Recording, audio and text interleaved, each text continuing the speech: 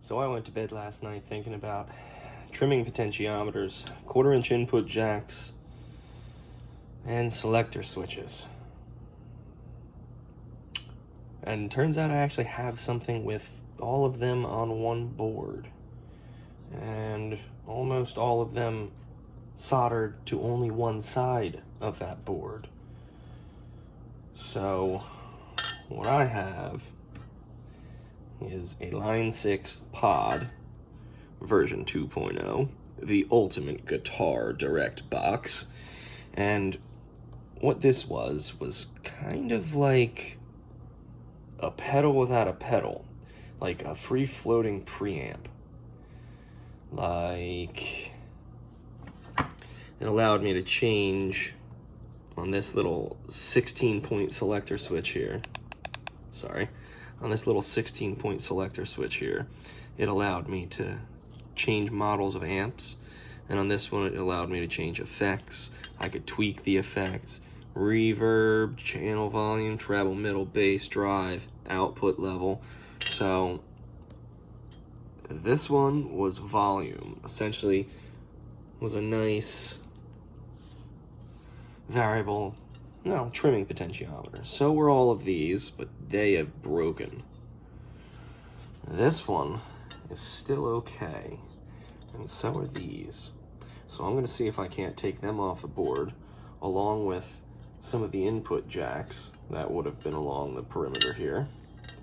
And as you can see, the problem was really that these were snapping off, and as a result, the knobs up here just weren't turning their potentiometers. So I got this myself used at a Sam Ash in the early 2000s. So this stands within reason to be from the same era, made with the same manufacturing techniques as that bass head.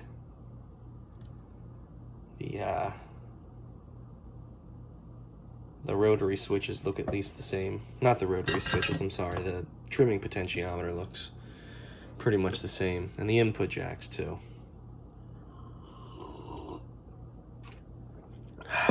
See if we can't take that apart, see if we can't clean it.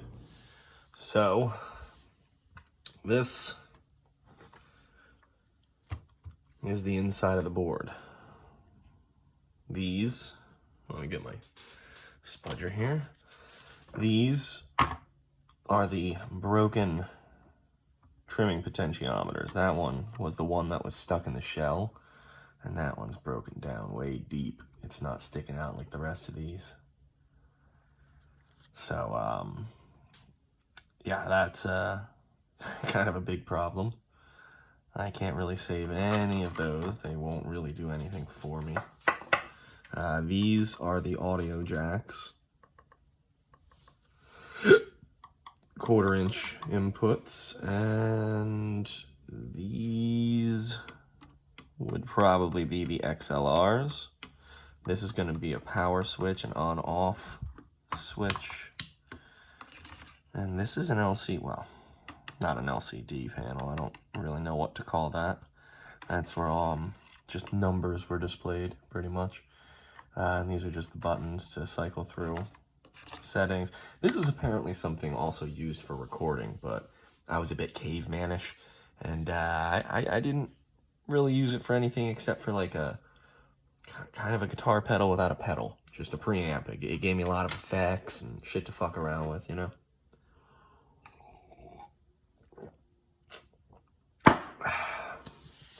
So, I guess we're gonna start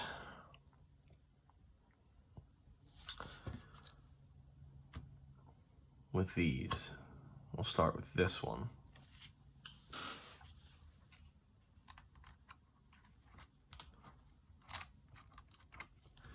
So each one of these selector switches here and the variable, or sorry, trimming potentiometer, they have a retaining nut, I guess it would be called, keeping them in place with a washer. So before they can ever really come out, they gotta be, you know, just freed of that foul beast first. Put them to the side.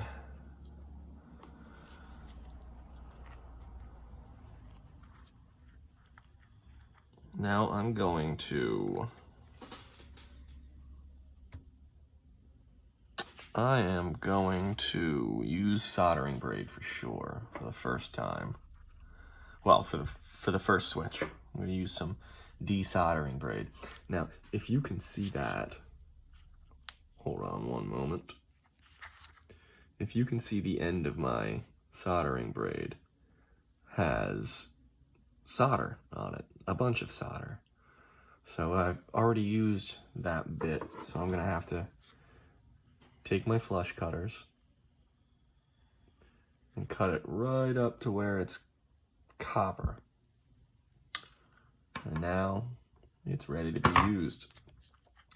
So I think we went over what this stuff is, but if not, what the desoldering braid is it's just braided copper wire with flux inside of it, just a small amount. And when heated, that flux melts. And what you do is you lay it on top of the pins or pads that have solder on them that you desire to desolder. And then you take your soldering iron, which would be on, and in this instance, it's off. And then you would just take your soldering iron, lay the braid on top of the joint or pad or whatever you want to call it, and just let the natural heating process take place. The flux in the braid will melt. That will cause a bit of a capillary action to begin, so that by the time the heat transfers into the solder and gets it to melt, the flux will be in the copper and prepping it to accept solder. So the path of least resistance plus capillary action kind of just wick up the solder right into the desoldering braid to the point where you can transfer almost all of the solder from a joint into these braids. And then you just remove the solder from the board pretty clean. I mean, you are heating the pad again, and if you're doing it on small, tiny, little sensitive work like these traces here, these little vias, or through holes, or whatever you'd call these at this point, then you're going to want to kind of approach this a little bit differently. Maybe use a smaller tip, or maybe just try a different desoldering method in general. So let's get started.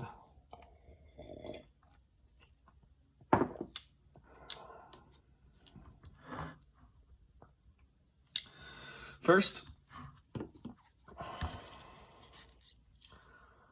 I'm going to apply some flux.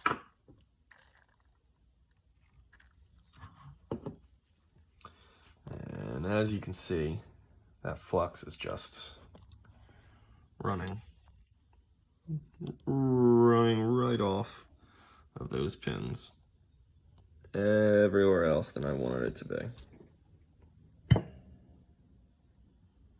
There you go. So that's why I was saying that liquid flux is kind of a nuisance on a small board. Like, if there were components, if this were a Game Boy Advance and there were components all around this, like components like the size of that little speck right there, but everywhere, then this flux would have coated all of them.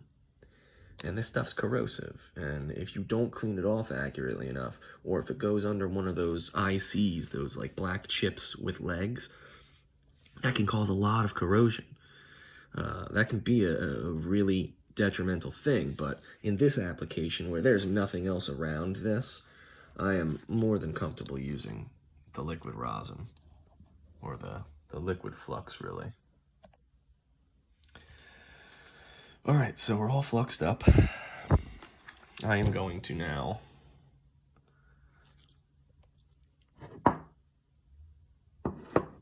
turn my soldering iron on. And it's kind of important that if you're experiencing a lot of downtime between like what you're actually soldering when you're actually using the soldering iron, it's pretty important to turn your soldering iron off. you really don't want to just leave it on and idle for a long while, because heat begets oxidization. Heat speeds up oxidization. And the flux in the solder that's coating the tip, when the tip is properly tinned, that's what that reference is when someone says you need to tin the tip. The reference is solder because it's got tin in it, you know. So you're applying tin to the tip as a means to preserve it when you put it away. And you're also tinning the tip as a means to transfer heat evenly and to create a clean surface for which the solder to transfer to the joint, because it's only going to be soldered touching solder at that point. And then the benefits of the flux inside the solder, constantly prepping the surface of the tip of your iron. So whenever your iron is idle, you want to tin the tip and turn it off. That's at least my experience, and that's my advice. That's how I've been able to preserve tips. That's how I've been able to prevent some of the damage that I've actually incurred in some of my soldering iron tips from the early days, I guess. So what I'm going to do is, my soldering iron is up to temperature now. There we go. Now I'm just going to tin the tip. And that's what that is. Just adding a little bit of solder to the tip of the iron. Now I'm getting my braid ready. I'm going to lay my braid right over those points and push the iron on. Then, not dragging the iron, but dragging the braid and the iron as one, I'm going to slowly move them across the pins. But these pins aren't all heating up at once, so you can't do this fast necessarily. Can't just drag it across and then be done.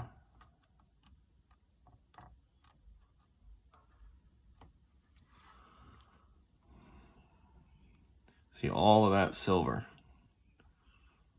from there to there is solder. All of it. So we got a fair amount up. I'm gonna clean my soldering iron, tin the tip, and put it in its holder for just a few moments. Need some free hands to again trim my desoldering braid. I'm going to apply a bit more flux, just a wee bit. This is already wiggling much more than, well, they all have their retaining nuts on them, so. Yep. So we're gonna see if we can't completely desolder this with the braid, or if we're gonna need another implement to do this with. So, clean my iron off. Tip of it is already tinned. And especially when you clean it in that brass wool stuff, that also has flux in it. So if you've got a little bit of like kind of dry solder or questionable solder on the tip of your iron and you clean it off in that brass wool, that Hacko 599B, you're essentially re-tinning your tip by virtue of applying the flux and allowing that solder to flow well. Or re-wetting the solder at the very least.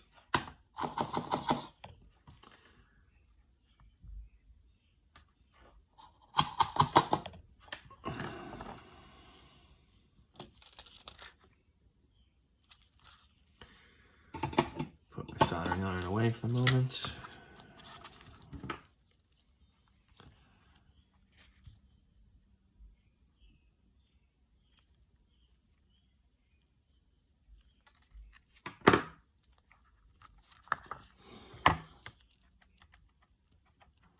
Cool. So now I'm just going to try and heat up each of these pins individually and see how much solder's keeping them in. Okay.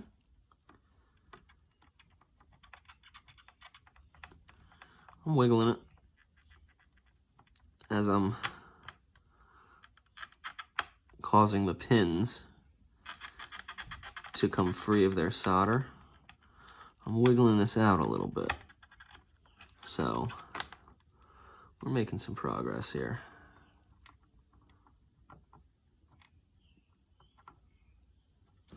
It is almost ready.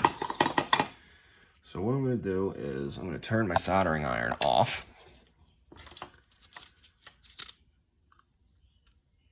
Tin the tip. And put it away. For the time being, I'm done with the soldering iron. I'm going to move on to the desoldering iron. So this is kind of like a soldering iron version of a solder sucker. This is one of the main reasons I don't like this design.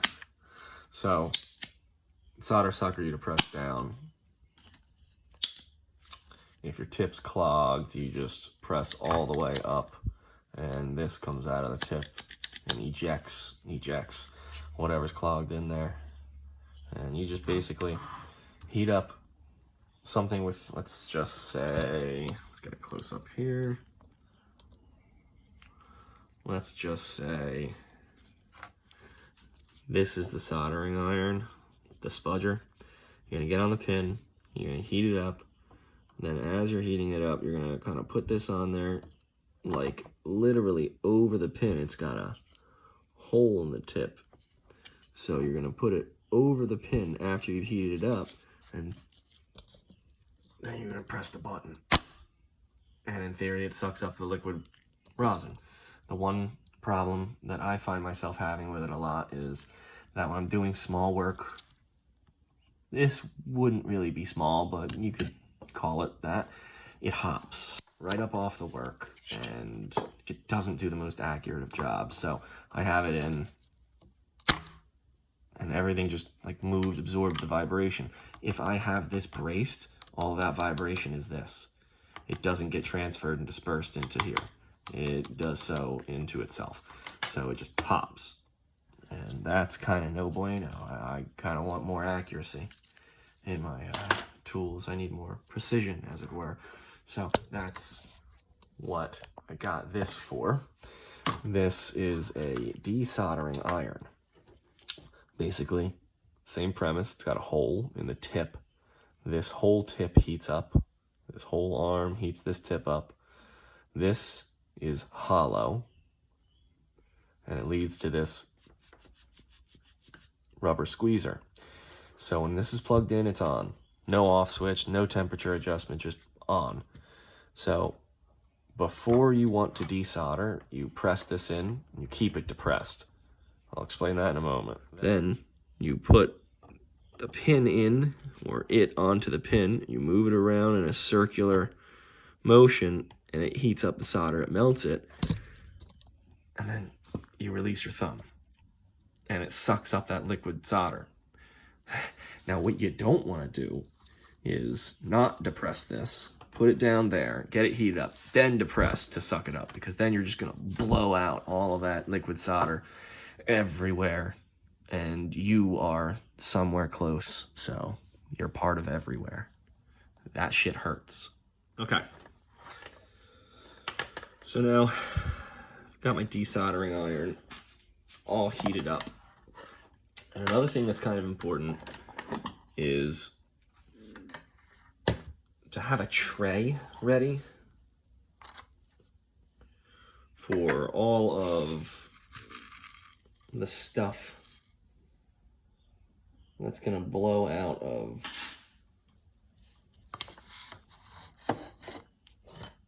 this. There's going to be liquid solder coming right out of it. Just because there's liquid solder going into it, you know? So, you don't want it to get clogged up. This is just the bottom to my wire sponge cleaner thing. So, that's what I use. We're going to do this guy.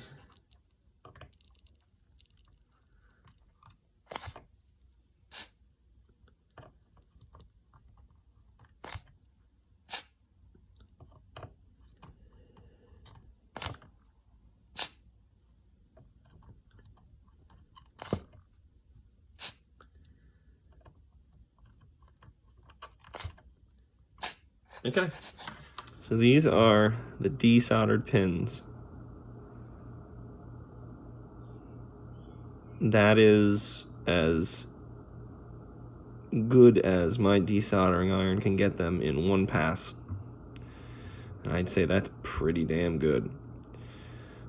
You could probably just break these pins free of their remaining solder, but I would prefer to just heat them up myself. So I think that's what I'm gonna do now. I'm just gonna heat these up and try to see if I can't just have this fall through. All right, so let's see if this doesn't just, so I've got 3 of the pins wiggling. This pin, and this pin are wiggling. This pin and this pin are not.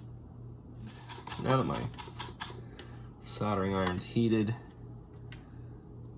cleaned, I am going to tin the tip just a bit and see if I can't just wiggle this free while these pins are hot. Feels like I'm gonna be able to.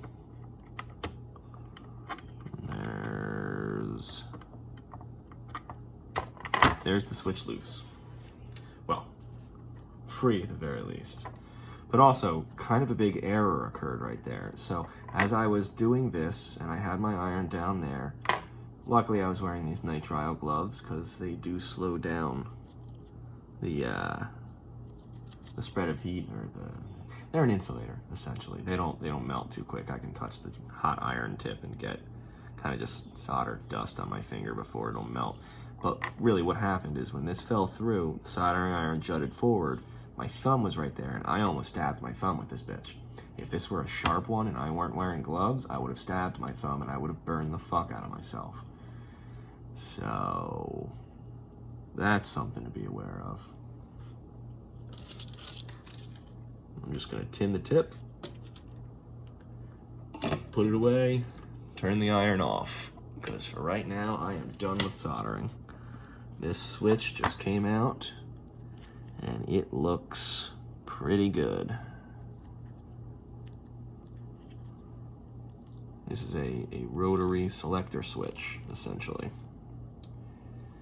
And I'm just going to use some needle nose pliers, and I'm not using any wrist action or any leverage to bend anything. I'm just putting these, if you can see, some of these pins are bent. That's basically what someone will do when they put the selector switch in and they don't want to have to hold the back. They'll just bend a pin a little bit so that it stays in position, solder that one first, solder the rest, and then revisit that last pin, or that first pin last. So I'm just going to undo that a little bit because it's what made it pretty hard to come out, and it's what's going to make it hard for it to go back in anything, really. So what I'm going to do is I'm just going to lay it into the pliers and squeeze. That's it. I am not acting to bend this in any way. I'm just trying to, okay. I'm just trying to effectively bend it back straight by virtue of the straightness of the pliers. Looks like I did a damn good job. And these pads right there, pins, I'm sorry, they still have a little bit of solder on them. So they should be protected from corrosion while this is stored. And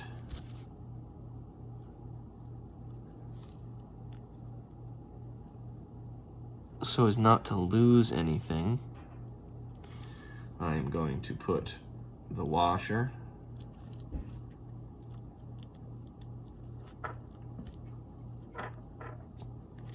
and nut back onto the switch, just loose, just finger tight.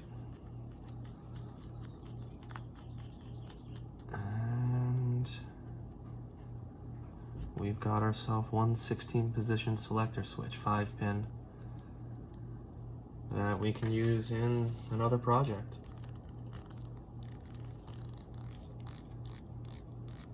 Cool. All right. That's the same exact component. So I would use the same exact technique. I would probably skip the soldering braid for that and go straight for the desoldering iron. I think this is a crystal.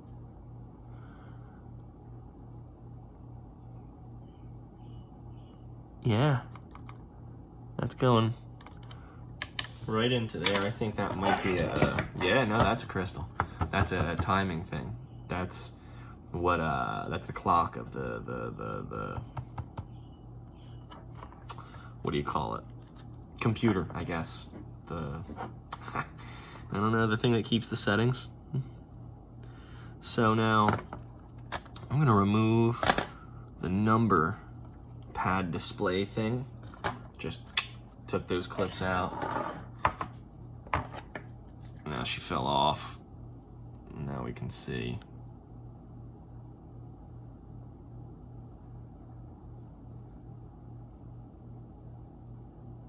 Cool. That told you when it would clip. That's interesting. So I guess these are just a pad, yeah. All right, and these all had their own LEDs. Surface mount too, it looks like. Or maybe just trimmed to be surface mount, but I think I'll keep all of those. Fuck, that's cool. That's real cool. And this, I'll definitely be trying to take that off the board. That's soldered on right through there. And no, that's not surface mount, that's through hole. They just trimmed it. Those are the LEDs. Right there. And these are all of the diodes that pertain to those LEDs. So, here's a good exercise. I have a pretty fucking expansive board here, right? So it's got a lot of fucking components on it. Mind you, it's about 1/10 of that amplifier head you have, but it's got some shit still. I mean, each one of those are variable resistors. They are trim pots, essentially.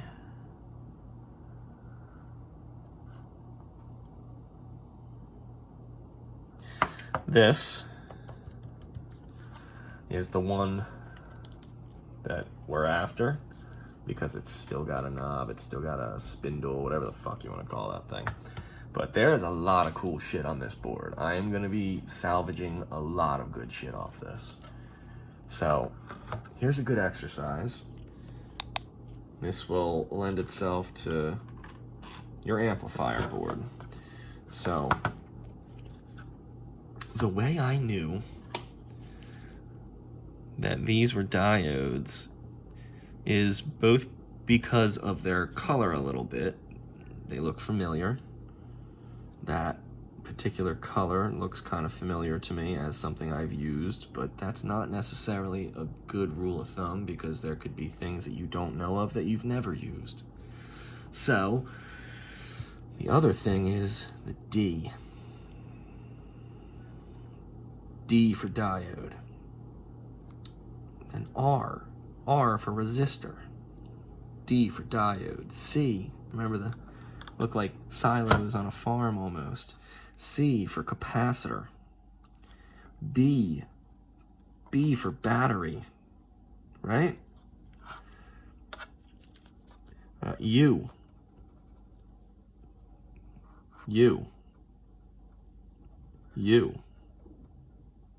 Remember? U.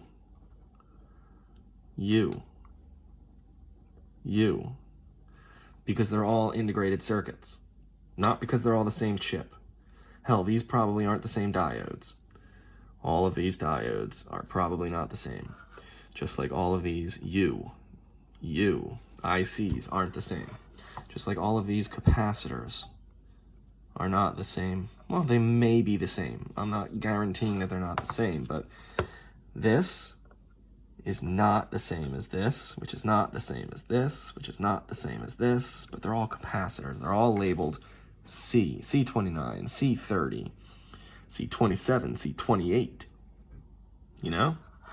So it's kind of simple to tell what everything is when you know all of that. So here's my J1. Here's my J2. You have a J1, and you have a J2. Crystal, X. Xtal. People will call it an Xtal, like Xmas, Christmas, a crystal. Here are a good example of why you shouldn't just go with something that's looking kind of familiar. I have never seen a diode like that before. I've never used a diode like this before. And yet, I know the diodes because D. So S, or in this case SW, is a switch. This is probably J9. I thought it would be P for power, but this is your power jack. So all of these are J's, huh? So this is J3, J4, these are XLR. You can see XLR. Oh shit, my glove ripped. Another U. Another J. Ether now? I don't fucking know what the fuck that was for. Another J. Where's the number? J8. Another J7. 3 more U's. U22, U13, U18. I still can't find the label to this little bastard.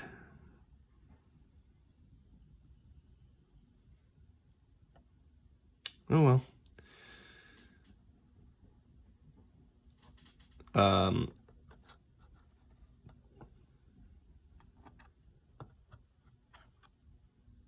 This was a U. This was an integrated circuit that had a socket. So that you could take it out and put it back in, or put a new one of that shape back in. It had a set number of legs, so you'd need a chip with the same amount of legs, or maybe you could get away with less. I'm not too familiar with the socket systems. The DIP package, it's called. It's chips come in different packages. Like these are surface mount. SMD package, right? This is DIP package, or dual inline package. And that meant the legs, both sides, and they're in line with each other. Exactly. So this had 16 legs, I'm pretty sure, or 32 if you count both sides. So I want to say it was a DIP 16, and it might have been a DIP 32. I don't know if they count both sides, the legs, for the package number, but I want to say, since it's called dual inline, that they don't count both, because it's assumed by the dual inline that there are another set of equal numbers. So I'm believing that that would be a DIP 16 chip, or a DIP 16 package. I do not know what the chip is. Like you see here, this is the part number for the chip. This is the part number for that chip. I don't know what the fuck they mean. I just know that that's the numbers identifying what that chip does if you were to look it up. I don't know the credentials for this one. I don't even know its purpose, just like all of these. But that's basically how I dissected that board last night, right? So you see, this is labeled C, but that ain't no silo. That doesn't look like these other big old fat capacitors, right? This is a tiny little square. This is a good example of those two alternate packages. Like, this is a through hole package. So put my thumb there, its other side is right there, those 2 points. It was soldered through the board with 2 legs that went through 2 holes. They soldered them, made it flush on this side of the board so that there's no space under the capacitor, and then trimmed the legs flush on this side of the board so that there was no overhang. And then when things are small enough, they come in an SMD package, which is surface mount. So this is the same function. It's a capacitor, I don't know what its rating is as compared to these, but it does the same thing. It's a capacitor. It's just in a completely different package or a completely different design. And here's something I noticed.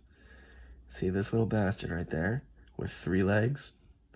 That's an integrated circuit. That's U21. That little tiny thing, it's smaller than that capacitor, is an integrated circuit. That thing, like 50 years ago, could have been the size of this whole board. That's fucking cool. That's real fucking cool. So yeah, it's honestly simple when you break it down like that. So then you need to basically learn like what all these components do. What do capacitors do? Why are they there? What do these voltage regulators do? These aren't even voltage regulators. They may be, but on this board they're calling them U. So they're an integrated circuit. I'm just going to call them ICs. But that looks like a voltage regulator to me.